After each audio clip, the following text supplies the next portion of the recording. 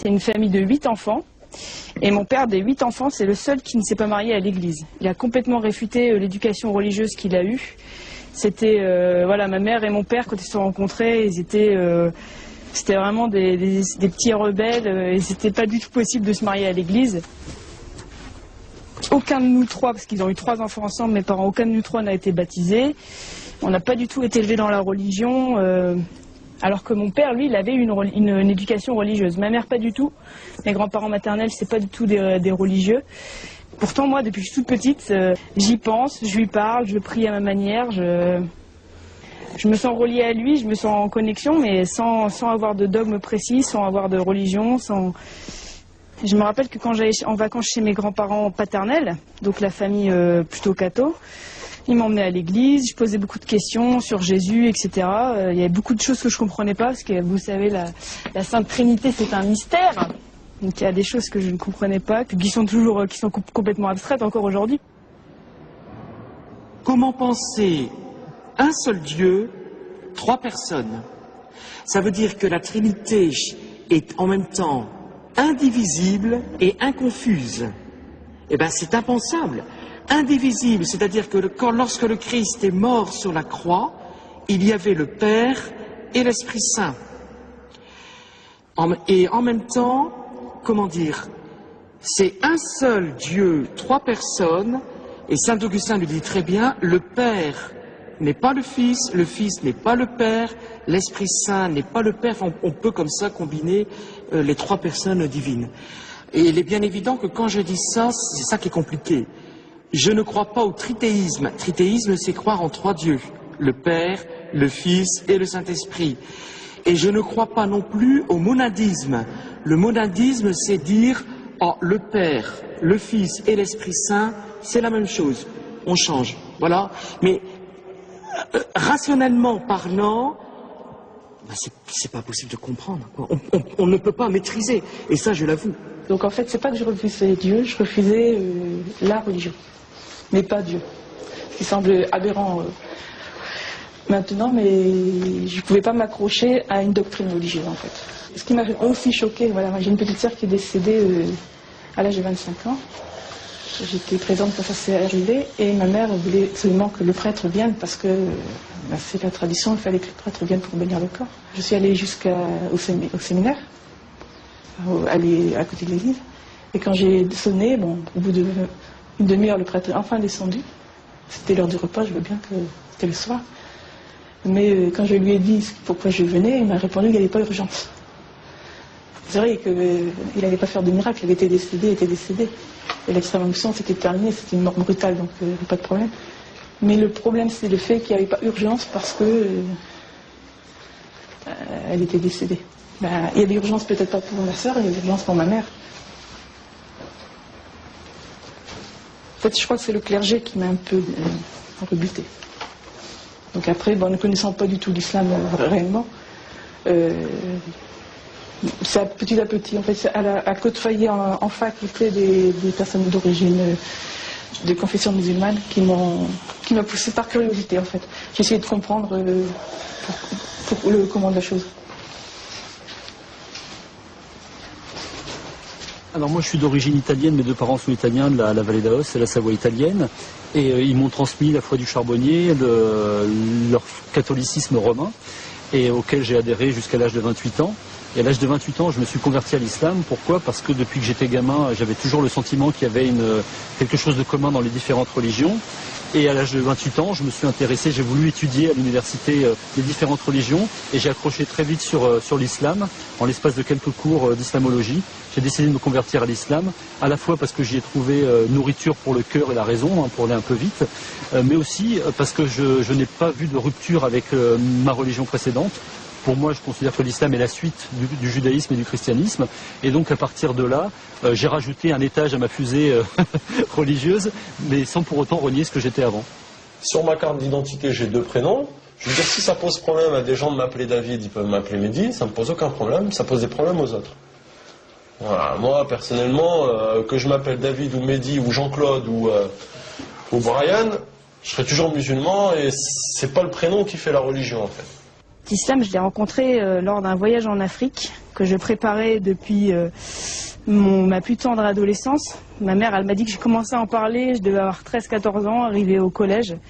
Donc juste après le lycée, j'ai travaillé un truc du genre 6 mois pour me faire de l'argent. Et après, je suis partie vivre en Afrique un petit peu plus d'1 an. Donc je suis arrivée en Afrique au Sénégal. Quand tu entends des lectures du Coran, même si tu ne comprends rien, tu ressens quelque chose de très fort. Et moi, c'est ça en fait qui m'a fait comprendre que je comprenais rien. J'entendais juste des mots, des sons, mais j'avais envie de pleurer. Il y avait quelque chose de fort qui me submergeait, quoi. Tout le monde dit convertir. En fait, c'est reconvertir parce qu'on est tous musulmans. Et c'est après, c'est dans le contexte qu'on devient juif ou alors chrétien, tout ça. Donc là, je me suis reconverti en septembre 2006. J'ai voulu chercher un travail et c'est grâce à une connaissance à mon père que j'ai eu un travail dans un collège. C'était surveillant et j'ai intégré ce collège-là en mars 2006. Il y a eu une collègue qui est arrivée en septembre qui m'a passé un livre, l'islam pour les enfants. Donc on a échangé nos numéros pendant les travaux administratifs qu'on avait à faire pour la rentrée scolaire. Elle m'a passé le livre. J'ai lu le soir même, je l'ai lu et au fur et à mesure je tenais le livre et puis après au bout d'une semaine j'avais plus le livre, c'était toujours les mêmes sourates mais au début je pense que tout le monde a commencé avec les mêmes sourates et donc voilà, je me suis mis comme ça grâce à Allah et au travail au collège musulman. Les gens qui se convertissent à l'islam racontent des histoires extrêmement variées. Il y a des gens qui sont allés faire du tourisme au Maroc et ont entendu l'appel à la prière et ont été subjugués par ça et ils se sont convertis. D'autres gens, ils ont étudié 10 ans avant de se convertir. D'autres étaient très contre et puis un jour... Bon, en tout cas, ce qui est sûr, c'est qu'aujourd'hui, il y a forcément beaucoup de conversions parce que à la fois, il y a le phénomène de médiatisation négative sur l'islam. C'est pas une vérité sociologique du tout, mais il se trouve que chaque fois qu'il y a un moment de cristallisation, de stigmatisation, de diabolisation de l'islam au niveau des médias, c'est suivi quasi instantanément de conversion à l'islam. C'est toujours les mêmes questions. À croire que ça pose pas un problème, mais t'as besoin, c'est sûr, certes l'être humain il a besoin de savoir de quelle origine on est, on a toujours besoin de connaître ses racines, on a besoin de ses racines pour vivre, c'est comme un arbre. Là je le vois quand j'étais en stage, là, je fais des études d'infirmier, dans le personnel, souvent on me pose la question. Alors en plus quand tu es en stage en période de Ramadan, c'est encore pire. La personne, elle me dit, tu fais Ramadan, elle n'était pas du service dans lequel j'étais, elle venait pour manger, elle me dit, tu fais Ramadan, c'est une bien drôle d'histoire. Elle part dans le frigo, elle ouvre le frigo, elle dit, quelle bien drôle d'histoire. Je dis, l'histoire elle est drôle où? Il n'y a rien de marrant. Elle me dit, oui, mais parce que la copine de ma fille fait Ramadan aussi, et puis elle n'est pas arabe. Je dis, pourquoi? David, c'est quoi? C'est arabe, David. Le jour du Eid, appelé aussi communément fête du gâteau. Là, le Eid du Ramadan, chez eux, c'est la fête des gâteaux. On ramène des gâteaux. Mais là, il n'y a rien de drôle. C'est super bon. Et cette même personne-là, elle mange des gâteaux. Je pose un plateau, elle prend un gâteau, je lui fais, là, il n'y a rien de drôle. Je lui ai rappelé ce qu'elle m'avait dit 30 jours avant. Je lui ai dit, là, c'est pas drôle de manger des gâteaux pendant la fête du Ramadan, à la fin du Ramadan. Elle me dit, mais non, parce qu'ils sont bons. Voilà. Ça résume tout, en fait. La connaissance. Allez, on y va? Là, la classe est prête, pour une fois. Oh là là. On y va? Allez, on y va. Si aujourd'hui je dis je me convertis à l'islam, ça fait pas du tout la même chose que si je me dis je me convertis au bouddhisme. Je me convertis au bouddhisme, on me dit tiens c'est un joyeux, il va dans un truc zen, un peu soft, c'est assez exotique mais bon pourquoi pas. Par contre si je dis je me convertis à l'islam, je me convertis à quelque chose qui fait peur, donc on commence à me soupçonner, à me regarder de travers, dire mais il s'est fait embobiner, il rentre dans un truc, on va l'obliger à poser des bombes. Donc il y a toute une dimension qu'on se voit plaquer très vite dans son milieu familial, dans son milieu professionnel éventuellement, et assez vite aussi, si on est actif, et ça a été mon cas, j'ai toujours été actif dans des associations, des partis politiques, etc. Et donc le fait de me retrouver musulman, j'ai voulu être actif en milieu musulman, et très vite je me suis retrouvé face à des renseignements généraux, à la DST, etc. Et moi qui essaye de ne pas voler un centime quand je fais ma déclaration d'impôt, je me suis retrouvé du jour au lendemain avec le sentiment que j'étais hors la loi, que j'étais quelqu'un qui faisait des choses pas bien. Et c'était une curieuse impression. Et se rajouter à ça en plus, tous les discours sur l'islam en France, qui donnent le sentiment que l'islam n'est qu'une religion d'étrangers faite et vécue par des étrangers. Et donc ça m'a donné en plus le sentiment d'être une espèce de migrant culturel. Et du jour au lendemain, j'étais plus français, j'étais plus de cette culture, j'étais ailleurs. Et j'étais en plus dans un ailleurs inquiétant pour mon entourage.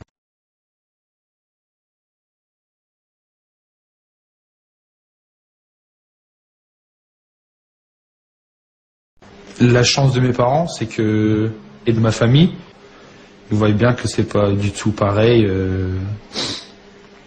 Leur Guilain, parce qu'ils m'appellent toujours Guilain, eux.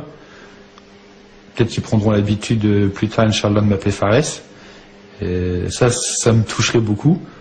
Et le son qu'ils ont par la télé, ils voient bien que c'est pas... Ils voient que dans mon comportement, j'ai pas changé vis-à-vis d'eux. Ils voient que c'est pas parce que je suis musulman que je me suis renfermé, que ils voient bien que j'agis pas comme ce qui se dit à la télé. L'islam, c'est pas un vaccin contre la connerie. Donc, si un saint non musulman se convertit à l'islam, ça fera probablement un saint musulman. Et si une tête de con non musulman devient musulman, ça fera probablement une tête de con musulman. Et, malheureusement, je crois qu'il n'y a pas de secret là-dessus.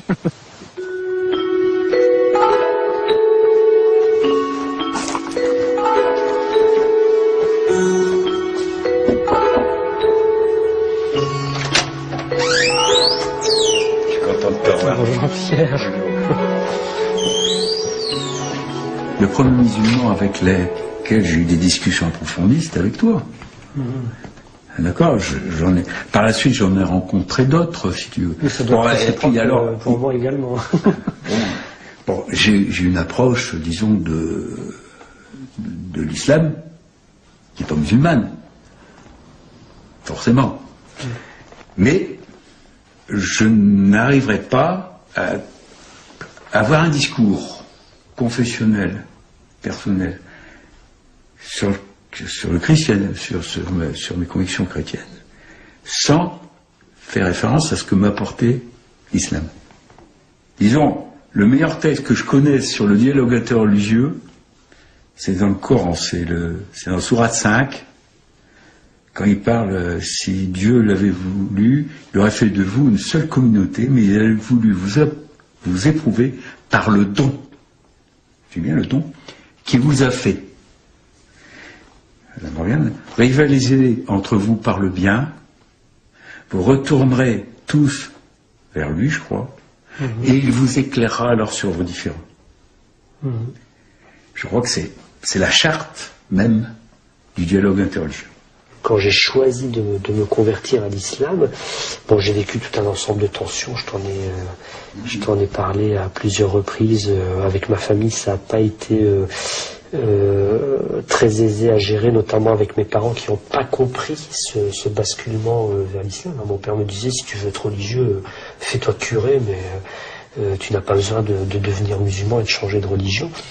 Et là, les copains ont joué un rôle, les amis musulmans ont joué un rôle très important pour me permettre justement de cadrer cette relation et de gérer cette tension. Et les amis musulmans du quartier me disaient, si tes parents, si ta famille te demande de faire des concessions, même dans certains éléments de ta pratique religieuse, il ne faut pas hésiter à le faire pour préserver cette relation qui est plus importante que tout. Au début, ça m'avait vachement interpellé, quoi. Il y a un truc aussi vraiment qui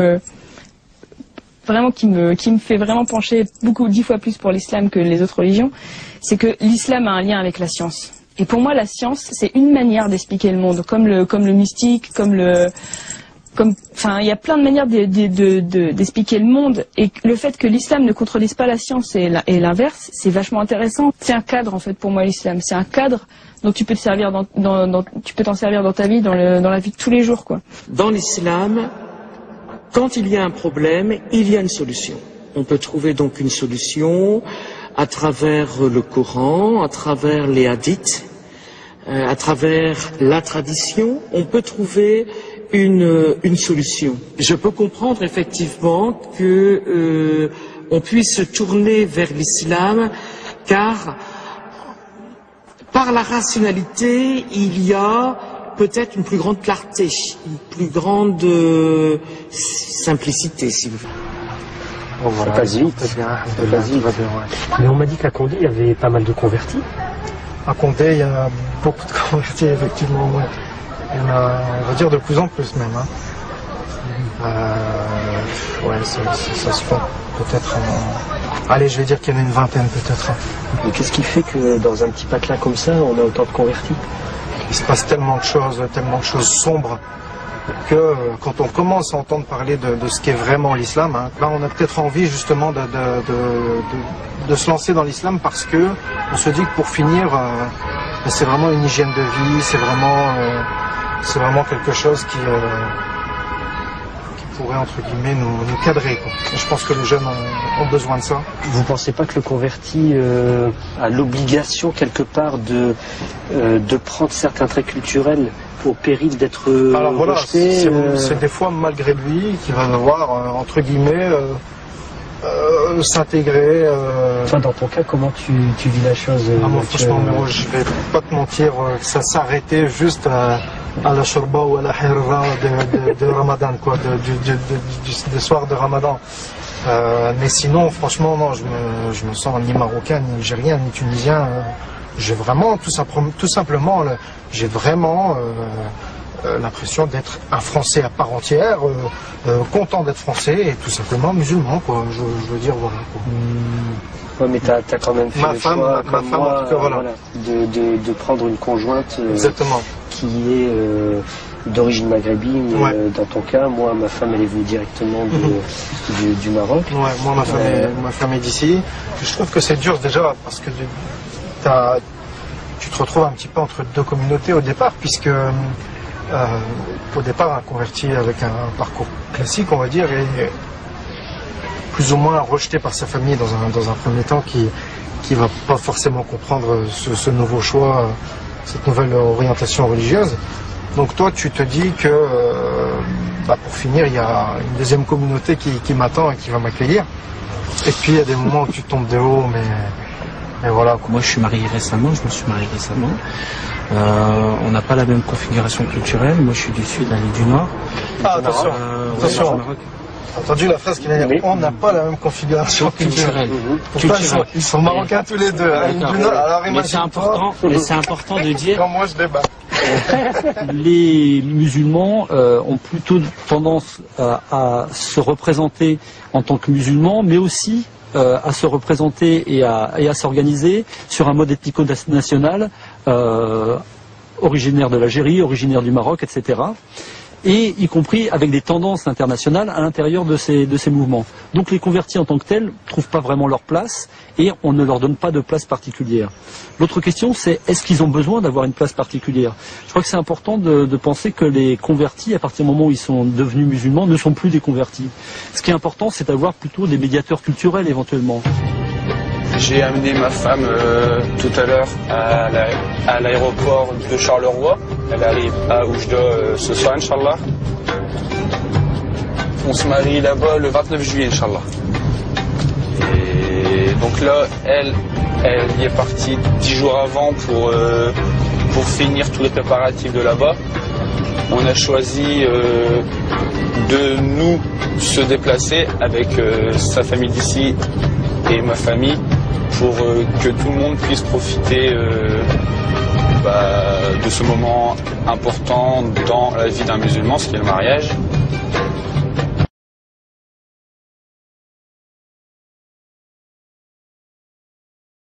Moi, combien de fois on a essayé de m'appeler Daoud à la place de David, alors que c'est la même signification. En plus, David, c'est hébreu. Oh, ça, laisse tomber, hein. Je fais vraiment chier tout le monde. Tu fais chier les imbéciles. Ah, j'emmerde tout le monde. Hein. Alors, David Hébreu, Mehdi arabe et roi ancien français. Moi, je suis allé dans un hôpital il n'y a pas très longtemps en stage, la chambre mortuaire, t'as un crucifix. Hein. Oui, voilà. Alors que tu es toujours dans un lieu public. Hein, ils l'ont enlevé il n'y a pas longtemps. Ouais. Ça veut dire quoi, ça? C'est-à-dire que si tu meurs en tant que musulman à l'hôpital, tu rentres dans une pièce où il y a un crucifix. Ça veut dire qu'on ne respecte pas ta religion. Moi, je meurs demain. Qui va s'occuper de moi? Tu vois, c'est un sujet chaud quand même. Mais qui va s'occuper de moi? Un testament. Hein. Ah, mais qui? Bah, tu te mets d'accord avec... Voilà. C'est chaud. Hein. Qui va faire ma toilette mortuaire?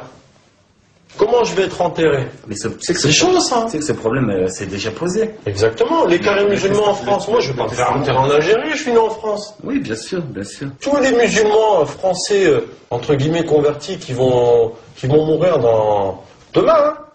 Comment on va les gérer, tous ces gens-là? Parce qu'il y en a plein. Hein. Il y en a énormément. Et ces gens-là, ils sont enterrés dans le respect de la religion. Ils sont enterrés dans le respect du mort. Ils sont enterrés selon le respect de la ville où ils vont être enterrés, et puis basta. Hein. Donne-moi ta mutuelle, donne-moi ta sécu, et puis voilà, on va faire l'assurance décès, et basta. Par contre, on va se préoccuper que Fatima porte un voile, et puis, bah voilà, elle ne présente pas une pub de laitue. Quand on pense qu'une femme peut se convertir à l'islam, on pense qu'elle doit être un peu fada quand même. Parce qu'on est convaincu qu'elle abandonne tout. Je trouve que dans l'islam, la femme est 1000 fois plus préservée, plus respectée que dans la société occidentale qui a perdu ses valeurs. Je vois pas en quoi une femme occidentale qui va s'afficher sur un panneau publicitaire pour des sous-vêtements féminins ou autres est plus respectée qu'une femme musulmane. Enfin, qu'on m'explique, parce que là j'ai un problème de perception du respect. Et qu'on me dise aussi si dans le monde occidental la femme n'est jamais battue. Parce que là, il n'y aurait pas SOS femme battue ou SOS homme battu maintenant, parce que ça se fait aussi. Donc qu'on me dise, là, est-ce que toutes ces femmes qui appellent SOS femmes battues ne sont que des femmes musulmanes? Et puis de prendre la religion musulmane. Hein. Bon, la part des choses à faire, c'est savoir si c'est une vraie conversion ou si c'est une conversion de circonstance. Comme je disais tout à l'heure dans la voiture. Une conversion amoureuse. Au début, tu pensais que c'était une conversion amoureuse? Bah oui, je le pense toujours un peu d'ailleurs. Le mariage nous a un peu déroutés. Ce qui surprend, c'est que quand tu es marié à la mairie, qui est quand même l'acte légal de la République française, tu n'as pas le droit d'aller avec ta femme. Ça, c'est quelque chose qui... Non, c'est ça que je comprends pas, ça. En fait, ça, c'est parce qu'on a décidé de faire le mariage au Maroc aussi, pour ouais, mais l'acte de mariage, c'est quand même l'acte civil à la mairie. Point. À la limite, toi, tu es en droit de... Oui.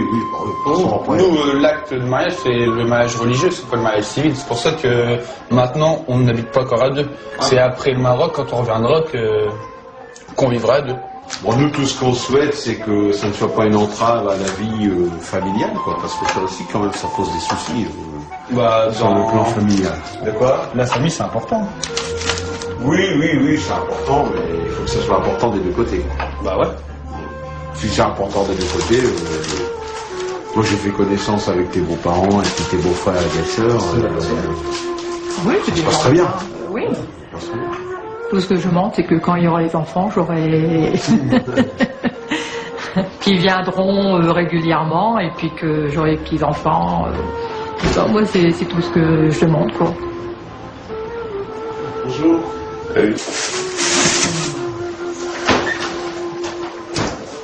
C'est top. Bah non, c'est pas. Bah si. Et t'as demandé à Pépé pour le lundi le repas? Non. Bah moi, je vais dire que je suis pas tenté, moi, vu que... Mais je te dis, c'est beaucoup de Coran. Ah, bah ouais, justement. Moi, ça me dérange pas, mais moi, je vais pas... Et toi, Pépé? De quoi? Tu vas aller au Coran? Non, c'est pas ça, c'est pas aller au Coran, n'importe quoi.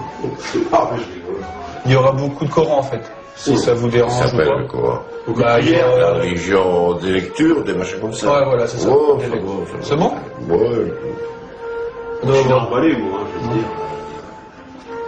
Ça dure combien de temps? La soirée. Toute la soirée? Non, toute la soirée du Coran, moi... Ouais, bon, c'est pas grave. Il y a des entrées, il y a des... Non, il n'y a rien. Comment ça se... C'est que ça, c'est Bah, c'est le repas et puis il y a le mariage devant Dieu avec les récitations des versets, tout ça. Moi, du moment qu'il ne faut pas faire ça. Ah non, t'es pas obligé de faire. T'es pas obligé de. T'es pas. Parce que déjà, à l'église, je ne fais pas signe de croix parce que je ne suis pas croyant. Comme nous. Allez, je vous laisse, hein, parce que j'ai du travail. Celui qui ne me croira pas, tant pis. Hein.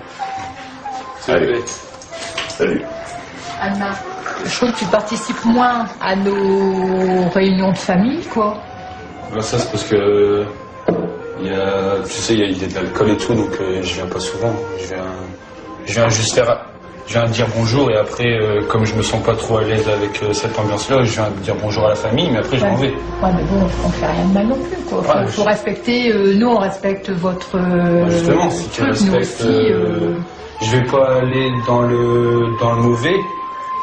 Ouais, mais bon, comme t'en vois pas. Ouais, mais même si je me sens pas bien. Bon, je rentre maman, je trie. On a un peu de mal à comprendre et puis je vois que bien, des fois, si on y pose un peu trop de questions, des fois, c'est pas qu'il mord, mais bon, des fois, il réagit un peu sec, quoi.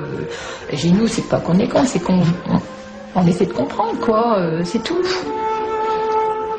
Au niveau du cercle d'amis, de par l'ignorance des gens, j'ai eu beaucoup de « ah, fais attention, ah bon, un musulman, mais c'est quoi ?» En fait, les amis, ils sont curieux, ils sont méfiants, mais quand même curieux. Mais la famille, j'ai l'impression que c'est plus tabou, mine de rien, en famille. C'est plus, bon bah voilà, on le sait, mais est-ce qu'on va aller chercher le sujet? Est-ce qu'on va aller la chercher sur ce sujet? Pas forcément, quoi.